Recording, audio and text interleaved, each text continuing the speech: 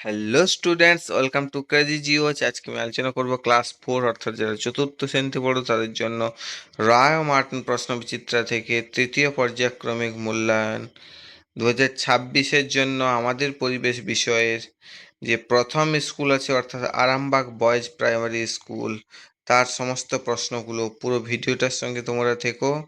আশা করি সবগুলোই বুঝতে পারবে। চলো এবারে দেখে নিই। প্রথমে দেখো একের দাগে সঠিক উত্তরটি নিচে দাগ দিতে বলেছে। খাবার জমিয়ে রাখে, কোনটা হবে? পিঁপড়ে হবে। ক্ষয়ের দাগে দেখো আড়াবাড়ি জঙ্গল বাঁচিয়েছিলেন, কে বাঁচিয়েছিলেন? অজিত কুমার ব্যানার্জি। অজিত কুমার ব্যানার্জি নিচে আন্ডারলাইন করবে। এবার গয়ের দাগে দেখো জামা মসজিদ অবস্থিত দিল্লিতে, দিল্লির নিচে আন্ডারলাইন করবে কিন্তু। ঘয়ের দাগে দেখো গান্ধীজিকে মহাত্মাজি নামে ডাকতেন, কে ডাকতেন? গান্ধীজিকে মহাত্মাজি নামে কবিগুরু ডাকতেন, কবিগুরু রবীন্দ্রনাথ ঠাকুর। এখানে কবিগুরু লিখবে, ঠিক আছে, যেহেতু কবিগুরু অপশান আছে। কেক খাওয়া হয়, কবে কেক খাওয়া হয়? 25শে ডিসেম্বর অর্থাৎ বড়দিনে। এখানে বড়দিনের নিচে আন্ডারলাইন করবে। এবার দুয়ের দাগে চলো যে সমস্ত প্রশ্নগুলো আছে দেখে নিই। সঠিক বাক্যের পাশে টিক চিহ্ন আর ভুল বাক্যের পাশে কাটা বা ক্রস চিহ্ন দিতে বলেছি। কয়ে দেখো বাঘ একটি তৃণভোজী প্রাণী, এটা কি হবে? এটা ভুল হবে, তাই ক্রস চিহ্ন দেবে। বাঘ একটি মাংসাশী প্রাণী। ক্ষয়ের দাগে দেখো মেঘালয়ের খাসিয়া সমাজে পরিবারের প্রধান মা, এটা কিন্তু ঠিক। খাসিয়া সমাজে পরিবারের প্রধান মাকে বা মহিলাদের পরিবারের প্রধান হিসেবে রাখা হয়। গয়ের দাগে দেখো শিম্পাঞ্জি একটি সামাজিক প্রাণী নয়, এটা কিন্তু ভুল। শিম্পাঞ্জি একটি সামাজিক প্রাণী, অনেকটাই মানুষের মতো বোধ বুদ্ধি সম্পন্ন, ঠিক আছে, এবং দলবদ্ধভাবে থাকে। ঘয়ের দাগে দেখো মরুভূমি অঞ্চলে অনেক জল পাওয়া যায়, এটা কিন্তু মিথ্যা বা ভুল, তাই এর পাশে কাটা চিহ্ন দেবে। উমার দাগে দেখো রঙের ফোঁটা শরীরের জন্য ভালো, এটাও ভুল, আর রং শরীরের জন্য ক্ষতিকর। এবারে দেখো তিনের দাগে যে সমস্ত প্রশ্নগুলো আছে দেখে নিই। শূন্যস্থান পূরণ করতে বলেছে। কয়ের দাগে দেখো সমাজ শব্দের একরকম মানে হলো ড্যাশ। সমাজ শব্দের একরকম মানে কি? দলবদ্ধভাবে থাকা বা একসঙ্গে থাকা, একসঙ্গে থাকাটাই লিখবে।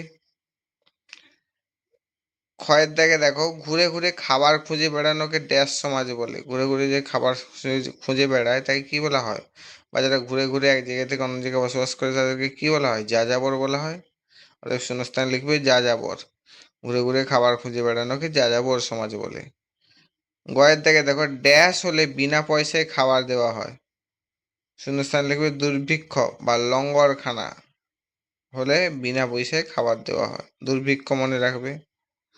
ঘর থেকে দেখো মানুষ প্রথম পোষ মানিয়েছিল ড্যাশকে। মানুষ প্রথম কাকে পোষ মানিয়েছিল? কোন প্রাণীকে? কুকুরকে। শূন্যস্থান তাহলে কি লিখবে? কুকুর লিখবে। উমার থেকে দেখো গৃহপালিত পশুদের একসাথে ড্যাশ পশু বলে। গৃহপালিত পশুদের একসঙ্গে কি পশু বলা হয়? গবাদি পশু বলে। শূন্যস্থানে কি লিখবে? গবাদি লিখবে, ঠিক আছে। এবারে চলো চারের থেকে ক স্তম্ভের সঙ্গে খ স্তম্ভ মেলাতে বলা হয়েছে, দেখে নিই চলো। ক স্তম্ভে দেখো লঞ্চ বা জাহাজের তেল দেওয়া আছে। খ স্তম্ভের কোনটার সঙ্গে মিলছে? সমুদ্রের সঙ্গে মিলছে। এবার ক্ষয়ের দাগে দেখো ক স্তম্ভে পাথরের রং বদলে যাওয়া, এটা কোনটার সঙ্গে মিলছে? খ স্তম্ভের বায়ু দূষণের সঙ্গে মিলছে। বায়ু দূষণের জন্য যে বিভিন্ন স্মৃতিসৌধ পাথরের তৈরি তার রং বদলে যায়। এবার গয়ের দাগে দেখো ক স্তম্ভে ল্যাংচা আছে। ল্যাংচা কোথাকার বিখ্যাত? এর সঙ্গে খ স্তম্ভের একেরটার সঙ্গে মিলছে। বর্ধমান, বর্ধমান জেলার শক্তিগড়ের বিখ্যাত ল্যাংচা পাওয়া যায়, ঠিক আছে, বর্ধমান মনে রাখবে। ঘর দাগে দেখো ক স্তম্ভে পিঠে আছে। পিঠে কি হবে? পিঠের সঙ্গে কোনটা যুক্ত? পিঠের সঙ্গে খ স্তম্ভে টুসু।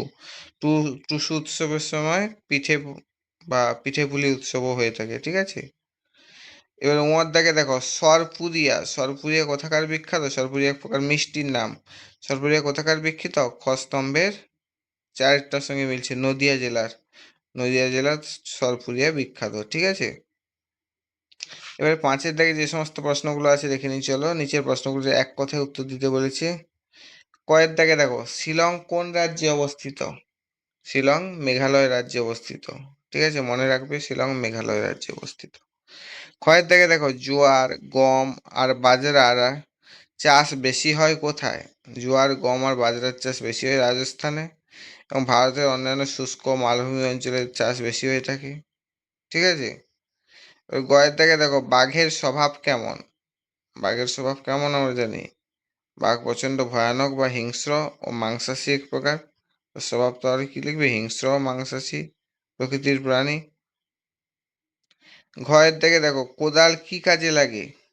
মাটি কাটার ও চাষ জমিতে কুপিয়ে মাটি আলগা করার কাজে লাগে, সবাই নিশ্চয়ই জানো আশা করি এটা। উমার দাগে দেখো একই পরিবারের শাখা প্রশাখাকে একসঙ্গে কি বলা হয়, বংশ বা যৌথ পরিবার বলা হয়। একই পরিবারের শাখা প্রশাখাকে একসঙ্গে বংশ বা যৌথ পরিবার বলা হয়।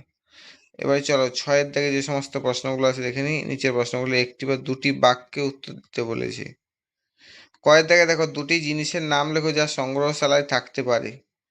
সংগ্রহশালায় বা মিউজিয়ামে পুরোনো দিনের রাজা বাদশাহদের ব্যবহৃত অস্ত্র এবং প্রাচীন আমলের মুদ্রা থাকতে পারে। ঠিক আছে, দুটো জিনিসের নাম তাহলে মনে রাখবে। এক নম্বরে হচ্ছে রাজা বাদশাহদের ব্যবহৃত অস্ত্র, আর দু নম্বরে কি, প্রাচীন আমলের মুদ্রা। ঠিক আছে। এবার ক্ষয়ের দাগে দেখো ভাস্কর্য কাকে বলে। পাথর, কাঠ বা মাটি বা ধাতু খোদাই করে কেটে গড়ে যে মূর্তি বা নকশা তৈরি করা, এটাকে ভাস্কর্য বলা হচ্ছে। যেমন হচ্ছে উদাহরণ কি, অজন্তা ইলোরার গুহা চিত্র হতে পারে এক প্রকার ভাস্কর্যের উদাহরণ। এবারে গড় থেকে দেখো পুঁথি কি।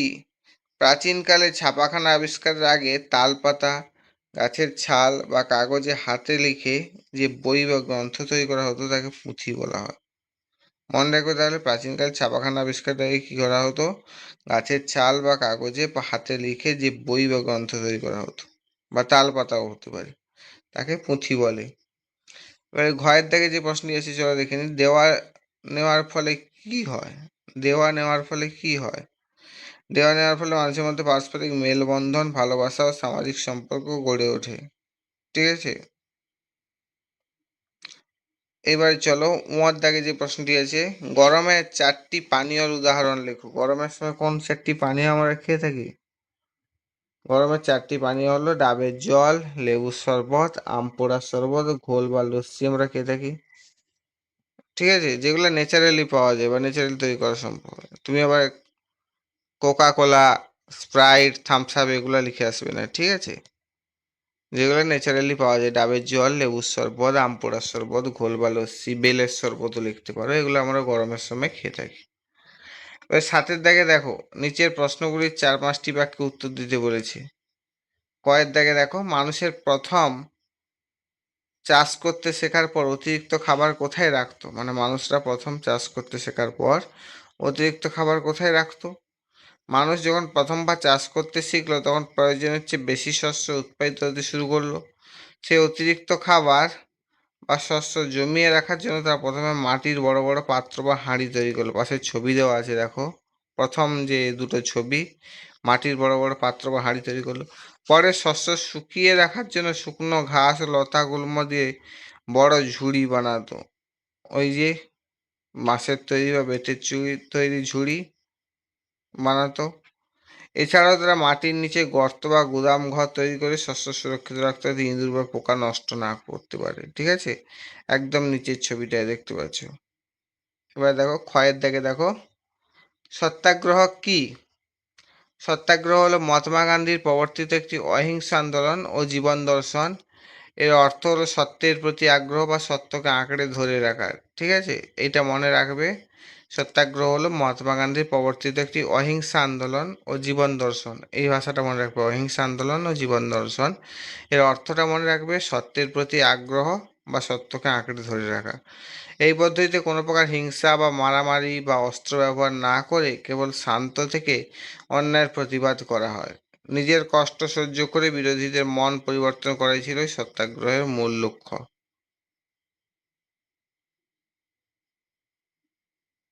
এবারে দেখো গদ দাগের টেরাকোটা কি, তা দিয়ে কি কি তৈরি হয়, এগুলো আগে পড়েছো। টেরাকোটা শব্দের সাধারণ অর্থ হলো পোড়া মাটি। নরম কাদামাটি দিয়ে বিভিন্ন রঙের আকৃতি বা মূর্তি তৈরি করে তা প্রথমে রোদে শুকিয়ে এবং পরে আগুনে পুড়িয়ে যে স্থায়ী রূপ দেওয়া হয় তাকে টেরাকোটা বা পোড়ামাটির শিল্প বলে। টেরাকোটা বা পোড়ামাটি কথার অর্থ হচ্ছে, টেরাকোটা কথার অর্থ হচ্ছে পোড়ামাটি। তাহলে এটা, এইটা থেকে আমরা বুঝতে পারছি এটা পোড়ামাটির শিল্প। তা কী করা হয়, প্রথমে একটা মূর্তি তৈরি করা হলো বা একটা আকৃতির কিছু তৈরি করা হলো, তাকে প্রথমে রোদে শুকানো হবে, তারপর তাকে আগুনে পোড়ানো হবে। ঠিক আছে?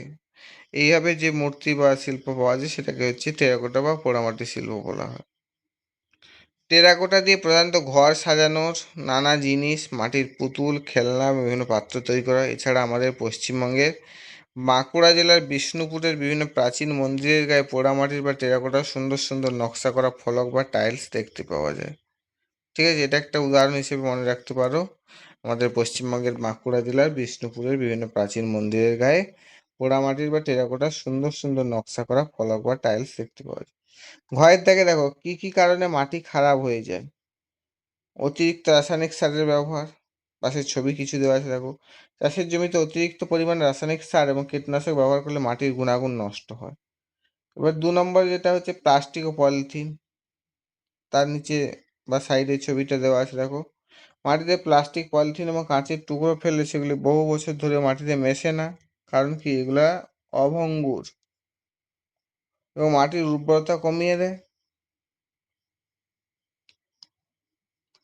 3 নম্বরে দেখো কারখানার বর্জ্য, পাশের ছবিও দেওয়া আছে। কলকারখানার বিষাক্ত রাসায়নিক তরল ও বর্জ্য পদার্থ মাটিতে মেশার ফলে মাটি নষ্ট হয়ে যায়। 4 নম্বরে হচ্ছে গাছপালা কাটা, নির্বিচারে গাছ কাটার ফলে গাছের শিকড় আর মাটিকে ধরে রাখতে পারে না। এর ফলে কি হয়, বৃষ্টি ও বাতাসের টানে উর্বর মাটির উপরিভাগ ধুয়ে নষ্ট হয়ে যায়। এবারে 5 নম্বর হচ্ছে গৃহস্থলীর নোংরা, যেখানে সেখানে ঘরবাড়ির আবর্জনা, নোংরা জল এবং পচনশীল বস্তু ফেললে মাটি খারাপ হয়। এগুলোই হচ্ছে মেনলি কারণ। এবার ওর থেকে চলো প্রশ্ন, সমাজ কয় প্রকার ও কি কি? সমাজ চেনা যায় কি কি দিয়ে? সমাজের প্রকারভেদ, ভৌগোলিক পরিবেশ ও জীবনযাত্রার উপর ভিত্তি করে মানুষ সমাজকে মূলত 3 ভাগে ভাগ করা যায়। কি কি? একটা হচ্ছে সমভূমির সমাজ, একটা হচ্ছে পাহাড়ি অঞ্চলের সমাজ, একটা হচ্ছে বনাঞ্চলের সমাজ। ঠিক আছে, এবারে চলো সমাজ চেনার উপায়টা জেনে নিই। যে কোনো সমাজকে মূলত নিচের বিষয়গুলির মাধ্যমে চেনা যেতে পারে। কীরকম বিষয়গুলি? 1 নম্বরে হচ্ছে ভাষা ও পোশাক, পাশের ছবিও দেওয়া আছে দেখবে। সমাজের মানুষের কথা বলার ভাষা এবং তাদের ঐতিহ্যবাহী পোশাক দেখে তাদেরকে চেনা যায় কীভাবে। যেমন বাংলা ভাষা বা বাঙালি যারা হয় তারা, মহিলারা কি শাড়ি পরে, ছেলেরা কি হয়, ছেলেরা পাঞ্জাবি পরে। আঞ্চলিক ভাষা, ঐতিহ্যবাহী পোশাক, যেমন পাহাড়ি অঞ্চলে এক প্রকার পোশাক পরিধান করা হয়, যারা পাহাড়ে ঘুরতে গেছে অবশ্যই জানবে। এছাড়া বিভিন্ন আচার অনুষ্ঠানে, যেমন বিভিন্ন উপজাতিরা আছে তারা হচ্ছে বিভিন্ন রকম অনুষ্ঠানের সময় বিভিন্ন রকমভাবে পোশাক পরে থাকে, এগুলো পাশের ছবিতে দেওয়া আছে দেখো। 2 নম্বর হচ্ছে ঘর বাড়ির ধরন। ঘর বাড়ির ধরন কি? পরিবেশের উপর ভিত্তি করে তৈরি হওয়া ঘর বাড়ির গঠন ও আকৃতি দেখে চেনা যায়। যেমন গ্রামের ক্ষেত্রে হচ্ছে কাঁচা বাড়ি আছে, এখানে অধিক সেটা গ্রাম্য এলাকা হবে। মাটির বাড়ির আধিক্য দেখা যায়। উঁচু বাঁশের পাহাড়ি বা বন্যা এলাকায় যে পাহাড়ি তৈরি করা হয়। পাহাড়ি অঞ্চলে ঢালু যে ছাদের বাড়ি সেটা দেখা যায়। এবার 3 নম্বর দেখো প্রধান জীবিকা। সেই সমাজের মানুষের বেঁচে থাকার জন্য সাধারণত কী ধরনের কাজকর্ম বা পোশাকের সাথে যুক্ত তা দেখে।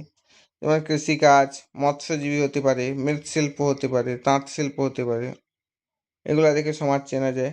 4 নম্বর হচ্ছে সংস্কৃতি ও উৎসব। সমাজের নিজস্ব নাচ, গান, উৎসব, অনুষ্ঠান এবং খাওয়া দাওয়া অভ্যাস বা খাদ্যাভ্যাস থেকে চেনা যায়।